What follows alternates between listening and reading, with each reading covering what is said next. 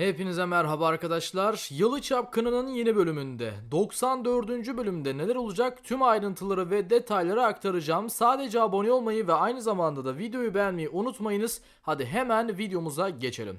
93. bölümle alakalı düşüncelerinizi bekliyorum. İlerleyen bölümlerle alakalı düşüncelerinizi yorumlarda kesinlikle bekliyorum. Ve en az bu videoda 150 beğeni bekliyorum sizlerden destek amacıyla da. Konumuza geçersek hemen başlayalım. Sizlere söylemiştik, Halis Ağa diziden ayrılacak demiştik ve tam anlamıyla bu bölümde de ortaya çıktı. Yani Halis Ağa diziye yüksek bir ihtimalle veda edecek arkadaşlar. Zaten sizlere bunu tek tek söylemiştik. Bu arada finale hazırlıklı olun. 100. bölümde dizi final yapabilir. Açıkçası dizinin fragmanı vesaire bunu gösteriyor birazcık. Dizi finale hazırlanıyor gibi gözüküyor.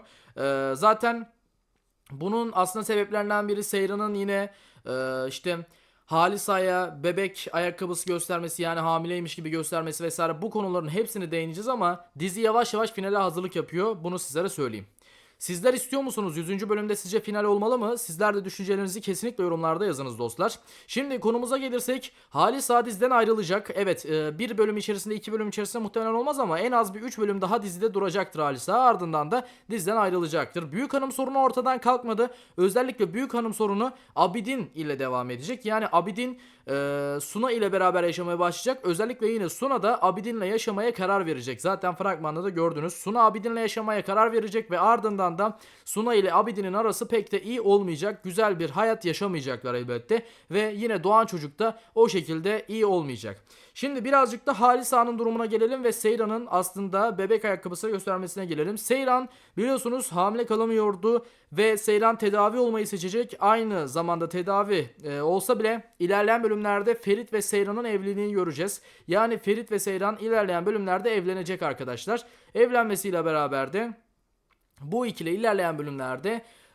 çocuk sahibi olacak ve Halis Ağa'ya çocuk verebilir mi? Halis Ağa o günleri görebilir mi bilmiyorum ama Halis Ağa o günleri göremeyebilir. Şunu söyleyeyim, dizi ya 100. bölümde final yapacak ya da 105 civarlarında, böyle 107 civarlarında yapacaktır. Bunun sebebi de dizi hani erken final değil de açıkçası Mayıs sonu Haziran başı gibi final yapacaktır. Onun dışında dediğim gibi Halis Ağa yani en az 4 bölüm vesaire daha burada duracak. Çünkü Halis Ağa yüksek bir ihtimalle Seyran ve Ferit'in çocuğunu da görmüş olacak arkadaşlar. Onu da sizlere söyleyeyim. Şirketin hisseleri Ferit'e geçecek. Onu da belirteyim. Tabii ki bu süreçte Ferit hisseleri üstüne alacak ama Ferit'in babası asla ama asla tabii ki yine ne kadar gururlu da olsa babasına karşı, babasının yaptığı bu şeye karşı hiç olumlu bir sonuçla karşılaşmayacak. Babasının bu tarz bir şey yapması onun yine zoruna gidecek ve bu da birazcık ortalığı karıştıracak Halis Ağa ile oğlunun arasında ama ne olursa olsun hisseler tabii ki bu süreçte Ferit'e geçmiş olacak ve şirketin sahibi, yeni sahibi Ferit olacak. Aynı zamanda Korhanları da yöneten kişi yine Ferit olacak ve ilerleyen bölümlerde de Halis Ağa'nın diziye veda etmesiyle dizideki A kısmını alacak, rolünü alacak kişi Ferit olacak arkadaşlar. İlerleyen bölümlerde Yalı'yı tabii ki Ferit alabilir. Korhanlar ilerleyen bölümlerde Yalı'yı alabilir ama bu da yavaş yavaş dizinin sonuna doğru olacaktır. Büyük hanım sorunu 3 bölüm içerisinde vesaire kalkacaktır. 3-4 bölüm içerisinde kalkacaktır. Ardından da büyük hanım sorunun kalkmasıyla beraber Yalı'ya vesaire dönecek tabii ki Korhanlar. Ama ilerleyen süreçlerde de Halis Ağa'nın diziye veda etmesiyle artık A koltuğuna Ferit oturacak ve o şekilde de birkaç bölüm daha ilerledikten sonra dizi final yapmış olacak ve bitmiş olacak dostlar.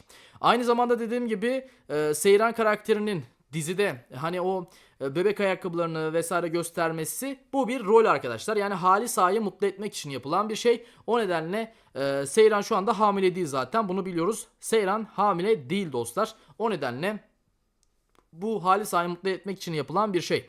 Tabii ki ilerleyen bölümlerde Seyran hamile kalıp Halis Ağa'ya torun neşesi, torun sevgisi gösterilebilir. Tabii ki Halis Ağa torununu görebilir ama gördükten sonra diziye veda etmiş olacaktır. Yani Halis Ağa'nın iki ihtimali var diziye veda etmesi için. Ya Seyran ile Ferit'in çocuklarını görecek, yani çocuğunu görecek, o şekilde diziye veda edecek ya da görmeden birkaç bölüm içerisinde Halis Ağa diziye veda etmiş olacak arkadaşlar. Yine bununla birlikte baktığımızda şunu da söylemem gerekiyor ki Suna biliyorsunuz Ayşe'ni merdivenlerden aşağı yuvarladı. Ne olacak? Ayşe'nin ölmesi, yani diziden çıkması bu kazayla beraber saçma olur. Fragmanda tabii birkaç sıkıntılı bir şey görüyoruz ama Ayşen yüksek bir ihtimalle diziye veda etmeyecek ama Ayşen bu süreçte Suna'dan vesaire şikayetçi olacak yaptığından ve ona hiç rahat bir hayat yaşatmayacak bu yaptığından dolayı. Aynı zamanda Abidin zaten bunu gördüğü için de bir an önce annesinin yani büyük hanımın ev ayarlamasını isteyecek ve Suna'yı da alarak bir eve kaçacaklar. Yani bir nevi gidecekler arkadaşlar. Abidin ile Suna beraber yaşayacak ve başka bir yerde kalacaklar bu süreç içerisinde. Onu sizlere söyleyeyim. Tabii ki bunlar yaşanırken dizide kolay kolay gitmeyecek. Yine sorunlar çıkacak. Korhanlarla alakalı yine sorunlar çıkmaya devam edecek. Yine süreçte geldiğimizde aile içerisinde biliyorsunuz bazı sorunlar yaşadı Korhanlar. Şunu söyleyeyim sizlere hemen ilk başta. Dizi şu an yine iyi gitmeye başlayacak. Birkaç bölüm iyi gidecek dizi. Ardından tekrar dizi bozulacak. Yani tekrardan insanların sevmediği bazı sorunlar yaşanacak. Bu süreçte Ferit, Halis Ağa'ya ve Halis Ağa yüksek ihtimalle söylemeyecek ama Seyran'a Suna ile yaşananları söyleyebilir. Seyran'a Suna ile yaşadıklarını anlatabilir ve anlatmasıyla beraber de yine ortalık karışabilir. O nedenle finale hani 100. bölümde final olacak demiyorum %100 ama olma ihtimali ne kadar olursa olsun final ihtimali var ama birazcık daha 100. bölümden sonralarda final olacak gibi de birazcık duruyor. İki ihtimal var zaten, onu da sizlere söyleyeyim ama 100. bölümde de şu an hemen final olur gibi durmuyor açıkçası. Eğer hızlı bir final kararı almışsa eğer tabii ki dizi daha güzel bir şekilde senaryo hızlı bir şekilde güzel bir şekilde ilerleyerek 100. bölümde final yapabilirler. Ama eğer hızlı bir final kararı almadılarsa da bu 105'e kadar 107 108'e kadar sürebilir ve Mayıs sonu Haziran başında final yapabilir arkadaşlar dizi. Bu sezon %99 final yapacak. Evet, bunu biliyoruz artık.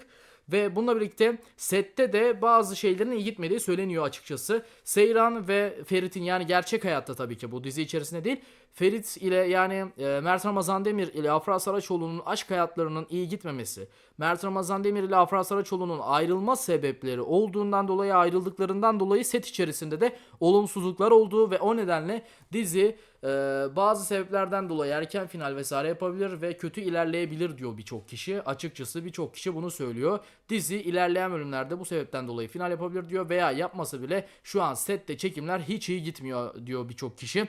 Zaten Birsen Altuntaş'ın haberine göre de yine bu şekilde ama çekimlerin iyi gitmediği söyleniyor ve bu gidişle de Seyran ve Ferit'in, yani Mert Ramazan Demir ile Afra Saraçoğlu'nun gerçek hayattaki aşk hikayelerini ve durumlarını sizlere anlatmaya devam edeceğim. Zaten sizler de bizleri takip ediyorsanız Afra Saraçoğlu ile Mert Ramazan Demir'in aşk hayatına dair magazin haberlerinden bilginiz oluyordur dostlar. Bizleri takip etmeye devam edin. Sizlere açıklayacağım bu kadar. Sadece setten görüntüler tabii gelmeye devam edecek hafta içi. Sizlere de zaten 94. bölümle alakalı İnanılmaz güzel görüntüler vereceğim. Kendinize çok iyi bakın. Sağlıcakla kalın. Abone olmayı ve özellikle videoyu beğenmeyi unutmayınız. Düşüncelerinizi yorumlarda bekliyorum. Sağlıcakla kalın. Diğer videolarımızda görüşürüz.